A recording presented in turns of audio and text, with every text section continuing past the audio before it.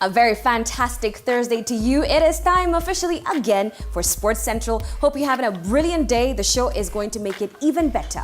Why, you ask? Well, simply because we've got the 2017 champions of the SportPesa Premier League with us in studio. I'm talking about K'Ogalo. Yes, we'll find out more about what it took for them to finish the season at the top. Absolutely, and guess who else was in town? An Everton legend, Leon Osman.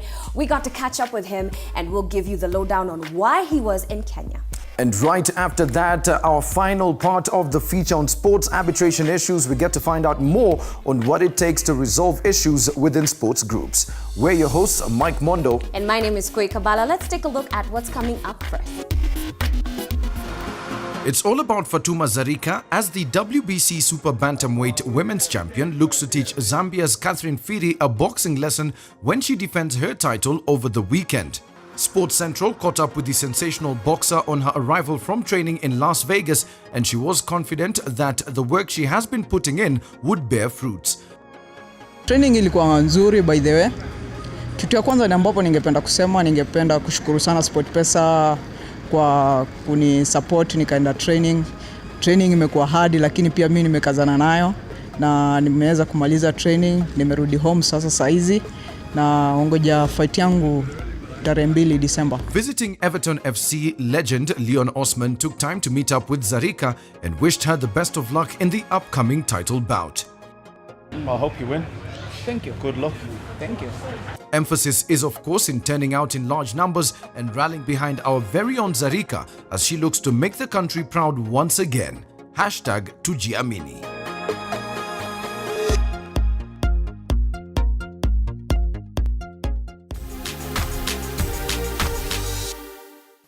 What an absolutely fantastic season it has been for Gor Mahia FC. They put in so much work. We definitely had to get a chance to kick it with them, to get to find out more about their season and what it took for them to finish at the top of the table.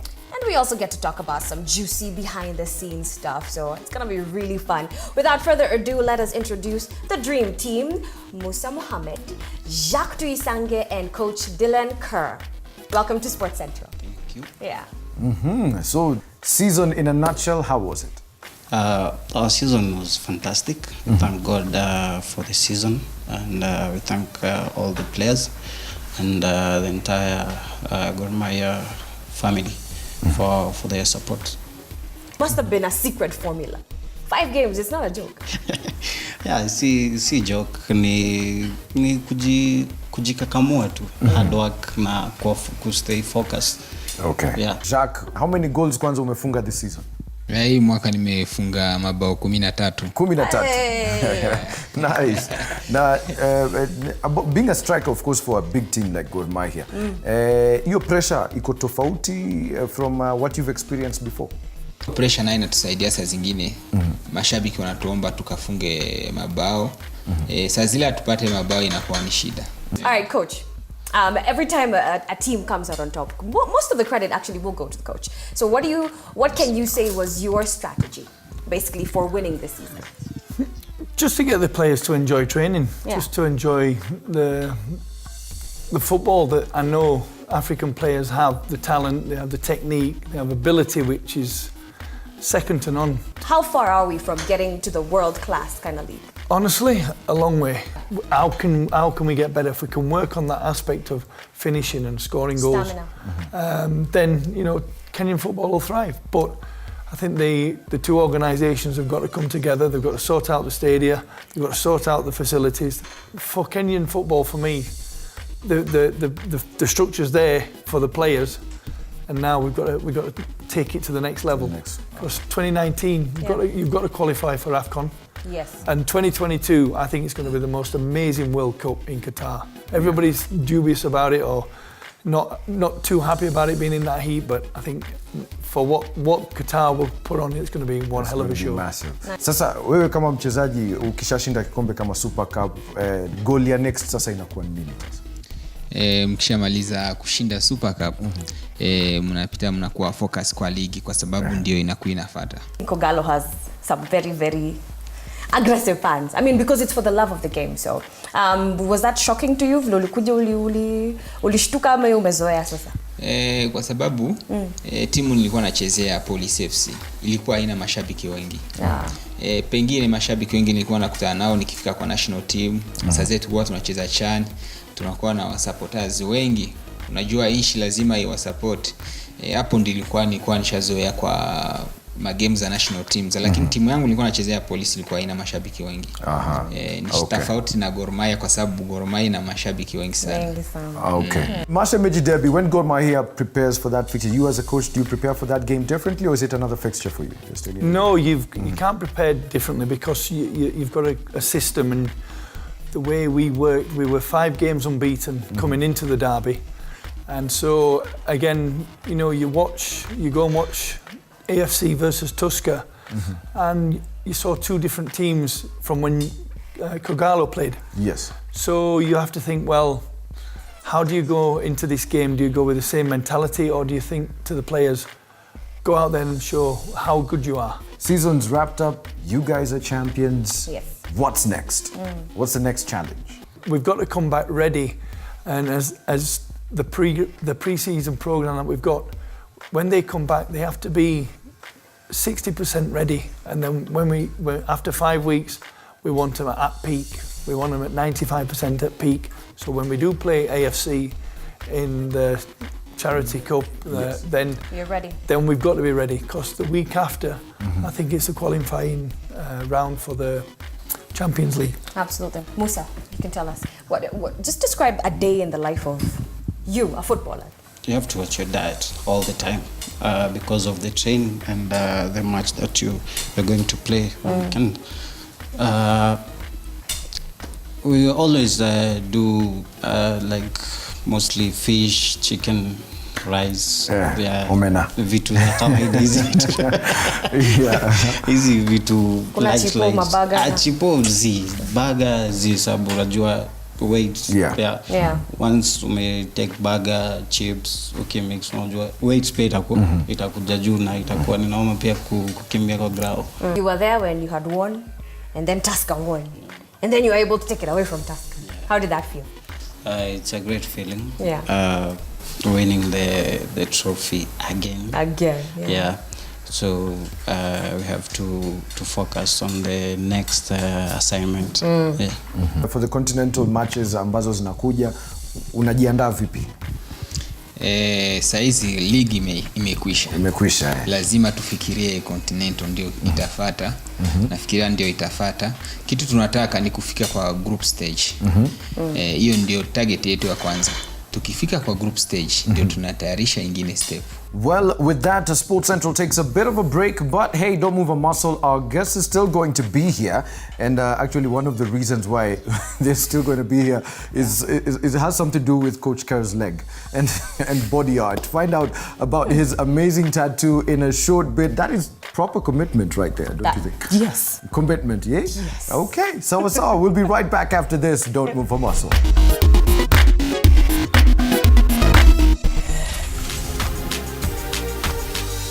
Welcome back. In case you've just joined us, this is your weekly fix of sports action, Sports Central. Yes, alafu kumbuka we still have Gor Mahia in studio with us. Kogalo, my big team, of course, is in here.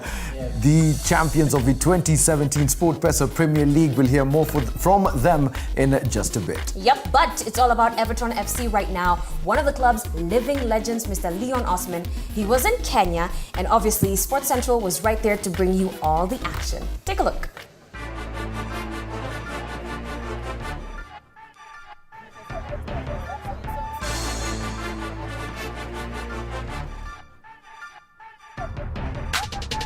Everton FC's Leon Osman visited the country as part of the SportPesa's Kits for Africa initiative, seeking to rally players and fans of their partners in Africa to donate kits to needy teams in the continent.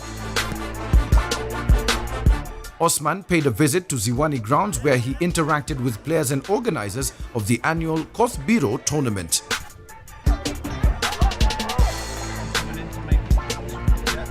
At the moment, I'm here to see how things work out in Kenya and to promote the Kits for Africa. Na hapa hivi tuko Kothbiro, tumekuja kuangalia talent mpya hii inatokeaga kila mwaka. Hatuwezagi kosa hapa talent, wale hajapata nafasi kucheza kwa Premier League wanakuja showcase talent yao hapa hivi.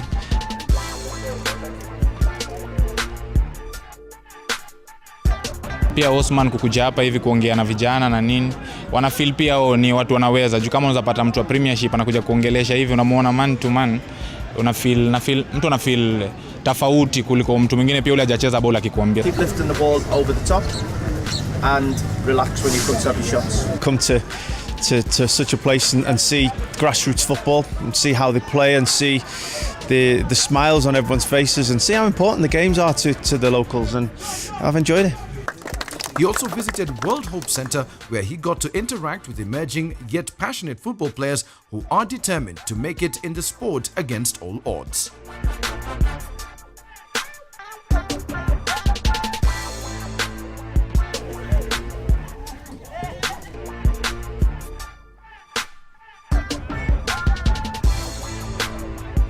Legend wa Everton ametutembelea hapa, tumefurahia sana. Kuna vitu kadhaa tumejifunza kutoka kwake na tunashukuru sana.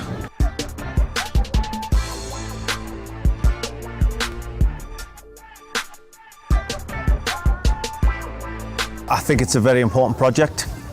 I do think there's a lot needed. This is a pretty successful story here at Kawangware going on behind me, and yet they still have an assortment of tops to make the game up, and here at what is a success story, you know, they're still lacking the equipment to make it even better.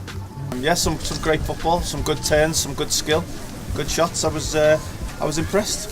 It was a good game, well done. I think you have to keep trying to be as the best every time you play.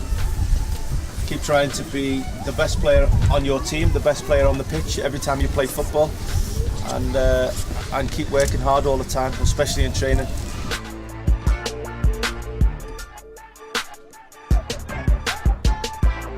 Kawangware, there is actually grass on the pitch, which is the first time I've really seen that.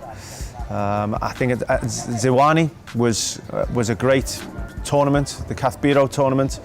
It's a fantastic run tournament, but the pitches were suspect, shall we say. They were, but it's great to see, even with the pitches not being of the highest quality. The enthusiasm was there, the desire to play, and it was set up in a great little community.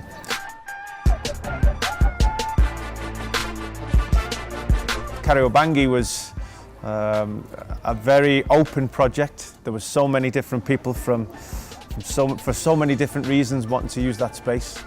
I'm surprised there's not been more injuries I've seen for some of the pitches.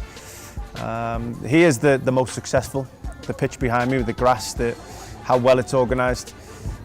But the common theme is that in all three places I've been, the equipment is massively lacking. The kits aren't necessarily the same, and they do need help. And if we can help raise awareness with Kits for Africa and the project we're undertaking, then we hope to do that.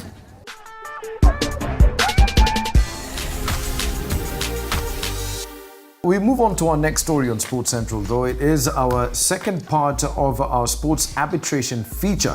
Now, of course, we get to learn more about how teams solve disputes that arise when, of course, they do arise. So, most of the time, we hope they don't. But it's inevitable. But it's inevitable within a team sometimes, yeah. Yes. And we did get to meet Jerry Gitonga. He's actually a lawyer who specializes in sports arbitration issues. And this time around, we're getting to talk about the Sports Act and the Sports Dispute Tribunal. Take a look. Previously on Sports Central, we introduced a two-part feature looking at possible ways through which sports groups are able to resolve differences should they arise. Lawyer Jerry Gitonga pointed out how the Kenyan Constitution recognizes when people are united with sports as their main purpose. Disputes arising out of the Sports Act are generally taken to the Sports Disputes Tribunal. And then there are also some disputes whereby if they involve a decision made by the registrar, then some of those decisions could be taken for arbitration before they are taken to the tribunal. So the Act has made some very has given some directions about how disputes are to be resolved, either by the registrar of sports or by the Sports Disputes Tribunal.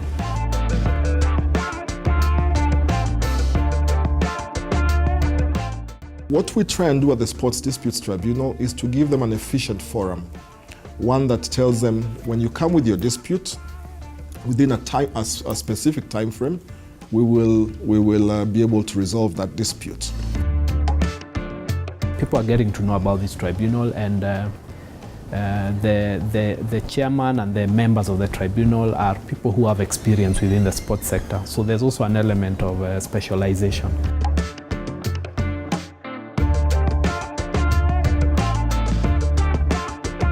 The tribunal is primarily made up of persons who have a sporting background.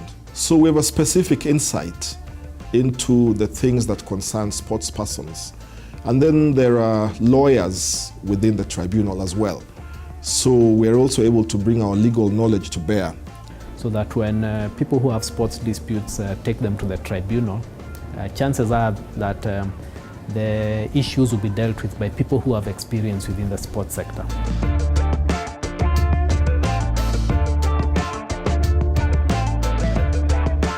The Sports Disputes Tribunal is now properly constituted. It is meeting every week. It is giving decisions. It is hearing cases. And so it is becoming very well known within the sports sector. Dispute that comes to mind straight away, actually my favorite one is the AFC Leopards dispute. In FC Leopards in 2015, we found ourselves in a situation where we could not have verifiable leadership.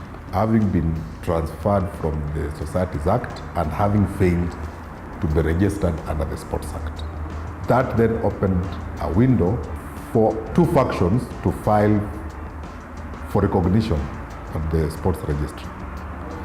So the Registrar of Sports was unable to identify which faction was legal. The conflict in the boardroom soon took its toll on the team as the club witnessed what could arguably be the club's worst season, escaping relegation by a whisker. It was therefore apparent that something had to be done to set the club back on course. And then that meant that the matter was referred then to the tribunal. So we ended up at tribunal in August of 2015. The tribunal deliberated on that case and issued directions in December of 2015, whereby they directed that both factions come together to form an interim management committee, which would be headed by Mr. Ohaga from the tribunal.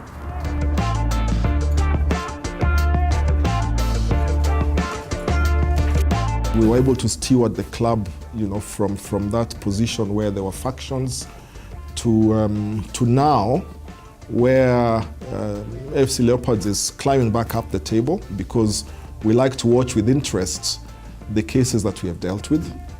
And they're a relatively stable club now. And I'm sure that in the new season, they will do very well. It is clear that there's still more work needed in creating the most ideal legal setup for sportsmen, teams, federations and other groups united by sport. But perhaps the most important step lies in acknowledging the Sports Dispute Tribunal instead of looking to the courts in solving sports matters. Well, guys, first of all, thank you so much for coming through the studio. I hope you guys had fun. Yeah, a lot of fun. Excellent. We know that you have an official Kogalo anthem, right? Yeah. Yes, excellent. So we want to see who can do that best. We're going to start here. Kogalo, go tinde duto yoaki. Kogalo, go Gor Mahia. Kogalo, hapo najua. Oh my gosh, this one I have to see. Can I just say we are the champions? Kogalo, go Mahia. Kogalo, go Mahia. That's not bad. Yeah, that's not bad. Well done. Mandika to signature.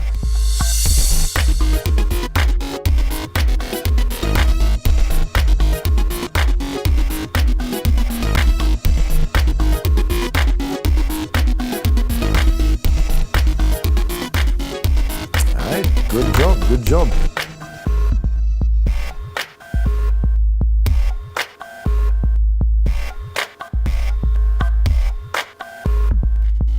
We did tell the audiences about.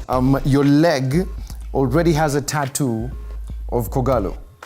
Yes, it was something I promised the guys when we played in Dar es Salaam. We won the league. I got a tattoo on my leg. So you said a you reminder for life. Well, sadly, we will have to say kwaheri at this point. Remember, of course, you can find us on the social, Facebook, Twitter, YouTube. Go ahead and check out our previous episodes. And of course, let us know what you think about the show. Well, before we go, we'll leave you with our internet find of the week. And until next time, keep it Sports Central.